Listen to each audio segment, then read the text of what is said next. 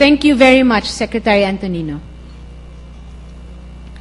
At this point, ladies and gentlemen, may we call on the Secretary of the Department of Energy, Secretary Jose Rene Almendras, to introduce our distinguished guest of honor. Okay.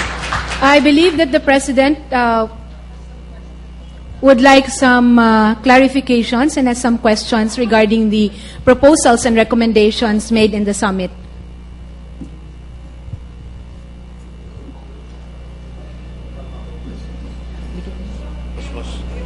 Proposition. Lahat na proposition. Sa Chanuhin Kapampangan nagtanong pa ng Bisaya, mayong hapon sa tanahan. Meron kayo. Yung sa recommendations, tayo lang ako, no? Okay lang sa inyo. O nakatingala kayo masyado. Okay lang. Pinapakinggan ko ngayon ko lang nakita ito recommendations yun. Pagkaintindi ko, output nyo from today's and this morning session, no? Yung for instance, yung unang tanong, yung EPIRA has not worked in Mindanao. No? Ang tama mo ba pagkaintindi ko, exempted yung Mindanao from yung parang pinaka-essential component na EPIRA. Ano ba yung essential?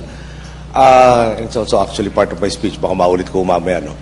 In 2001, pero before that, kailan yung peak? Yung nagtatalo ko kasi kung magkano ang utang ng Napocor from the time that it was set up, no? Pero roughly, if I remember correctly, at some point in time, it was 1.3 trillion and it was 26% of total public debt. Okay? Ulitin po natin, ha? 1.3 trillion, 26% of all public debt of this country. And yung 1.3 trillion was at the time that the GAA was somewhere in the neighborhood of about 850 billion. Okay? Bottom line, yung buong GAA kulang pa pambayad natin sa Napocor. Okay? May basic premise po siguro doon. Hindi sa pinagtatago kay IPIRA, no? Nung kami po ay nasa Kongreso at pinasa itong batas na to, napaka-komplikado hong intindihin ng lahat ng jargon ng batas. Yeah? Kasama na ba tayo, Darlene? Wala pa. Sino ba kasama ko dito nung time? TJ, nandun ka na ba nung IPIRA? Wala ka rin.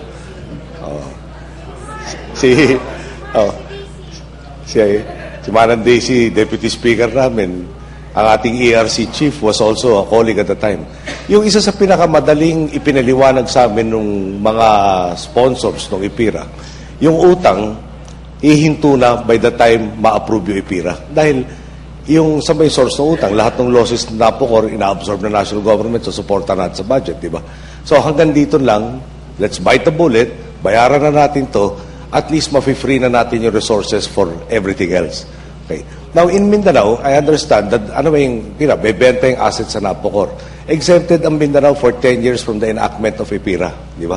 Hindi ibebenta yung assets. So, Beng, hindi ganon? Is that correct? Not correct.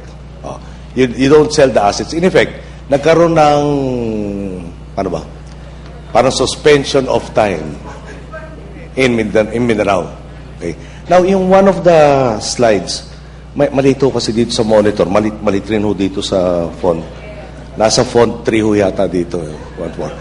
If I read it correctly, parang sinisisi natin ang IPIRA for what was cited was Iligan's example, from 1 something to 7 pesos. Yung Iligan. Sa Iligan. Ito, tama-tama. Tinutulungan. Ganun kalaki ho yung font, Basahin ko na rin, baka naman nagkamali ako. Di ba?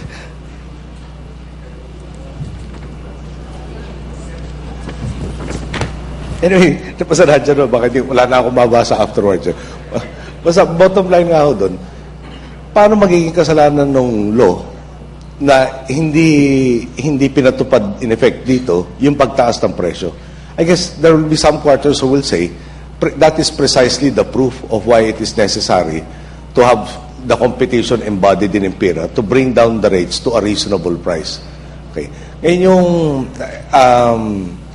that doesn't mean, I understand a lot of yours are, next, yung isang concept na gusto natin talagang pag-usapan dito, I'm made to understand 52% of your power comes from hydro resources. Pag-asa has already told us that the rain patterns are shifting. No, there will be less rain in Mindanao. For the long term, ito na po yung global climate change, it will shift to the Visayas. No, yung case in point, Batanes ho, di ba dati parang lahat ng bagyo, dadaan sa Batanes, papasok or palabas. Ngayon ho, nabibilang na yung bagyong dumadaan sa Batanes. Since nakabalik na po si Dina bilang congresswoman doon, ayaw na po ng bagyong pumunta doon. Okay, so, may issues po tayo pag magre-rely tayo to that degree on hydro. No? And I just, correct me if I'm wrong, ang demando, maski pa paano may constancy. 24/7, 365. Now, if there's a demand, you have to supply it with something as constant. Tama po ba yan?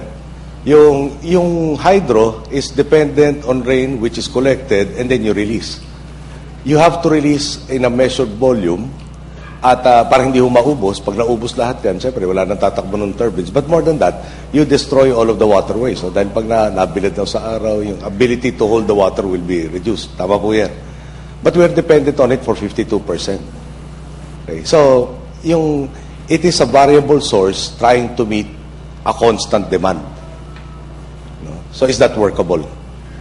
We have just authorized for August 6, yung units 1 and 2, about 2.6 billion pesos, no, to rehabilitate, to extend the life for 30 more years, but more importantly, to increase the output by 19 megawatts. 69 ba? Matatapos yun? 31. Yeah, yung plus 19 of August 6 brings it to 69 megawatts. There is also rehabilitation for Pulangi. Okay. Yung Pulangi, 1 month lang raw yung rehabilitation. It's less. Yung August will take 30 months. Alam mo yung 30, napaka-significant po niyan eh.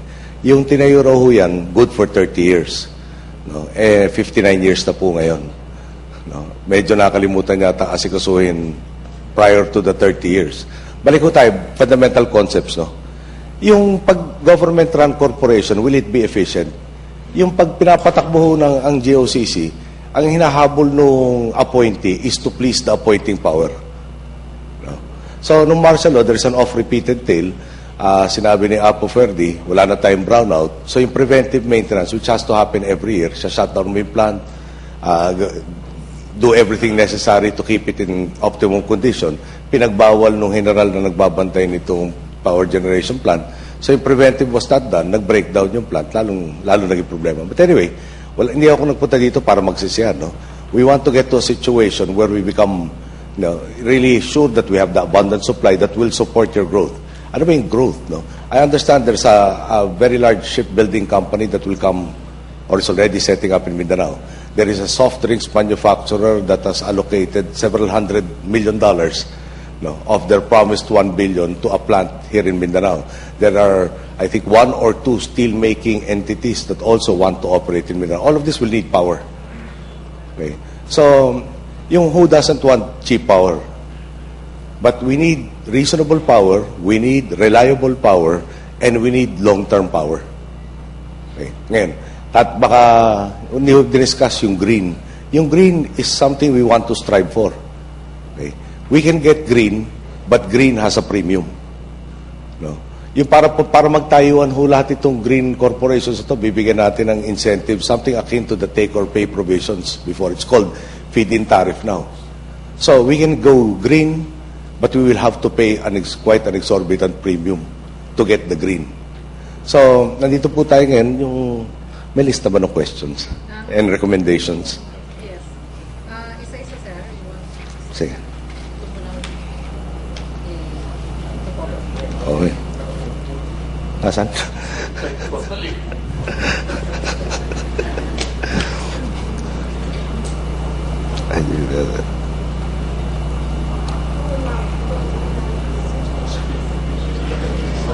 Teka, curtailment to, renewable. I think I've answered this, no? I think we've answered all of these points. Alin po? Yung hindi pa, meron ba tayong hindi na-answer? Hindi na-answer. Yung one-stop shop po. One-stop shop for. Tanungin nyo na lang yung pa-explain nyo na lang. They want everything that in. When you announce later, i-announce mo yung special market. That's all. Di, pareho to. Pareho to. Ha? Okay, so anyway, I'll promise you several things. Number one, you have a reasonable proposal. Why will we not champion it? No, yung at the end of the day, you are my bosses. I ask that you be reasonable and be very reasonable in turn. Yung hindi pwedeng, for instance, what will be unreasonable? I want green, and I want it the same level or less at the present prices that I'm paying. That is impossible. I did not come here to lie to you. Can we keep parang deferring the effects of EPIRA on the plants in Mindanao? Perhaps that's possible. I ask lang that we discuss it fully. Is that the long-term solution? No. Yung inefficiencies will still continue. Ako naniniwala ho talaga, if there's a business entity, he wants to make a profit, he competes in a market, he has to be the most efficient. Yung efficiencies na redound to our benefits. But if we keep on not attending to the competitive or building that competitive market, then we will have the same situation. No changes, tuloy-tuloy inefficiencies, tsamba-tsamba kung mapupuntohan natin yung kailangan gawin dyan. No? We're still, I might have forgotten, we're still dealing with close to 1 trillion pesos worth of debt of Napocor. Yung close is talagang konti lang, mga 982 billion pesos. No? After so many years of EPIRA, meron pa rin yung 1.3 has been reduced, 982. Ganda ho pakinggan, 982 na lang yan. Okay. Kaya lang may billion sa pagkatapos po dyan.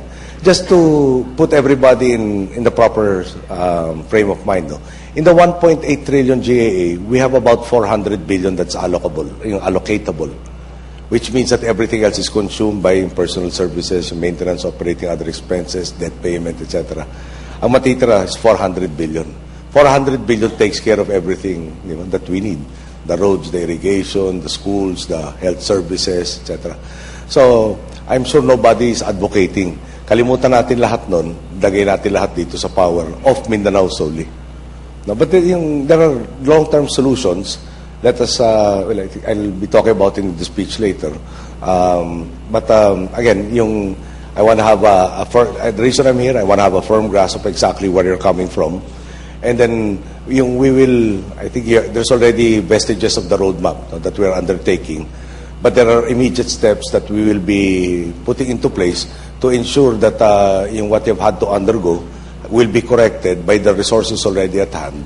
Pero leading up to bridging by the time we have the new plants in 2014 and 2015. Yung plants, di ba? You cannot go to Home Depot, no, and get a 100 megawatt plant to be installed tomorrow. Obvious naman yan talaga, no? We were aware of this problem from the start, no, or the potential of the problem, and we were working at from the beginning. But all of this takes time. Some of it within our control, some of it is not within our control. Yeah. I understand there's a power plant that added 1 more year to its construction phase because of all of the regulatory procedures that took about a year. Okay. So, tapos na yung panahon, kung tayo magsisihan, ito yung sitwasyon natin ngayon, paano ba tayo aabante mula dito para hindi na kayo nagtititiis doon sa problema ng kakulangan ng kuryente. Magandang hapon po.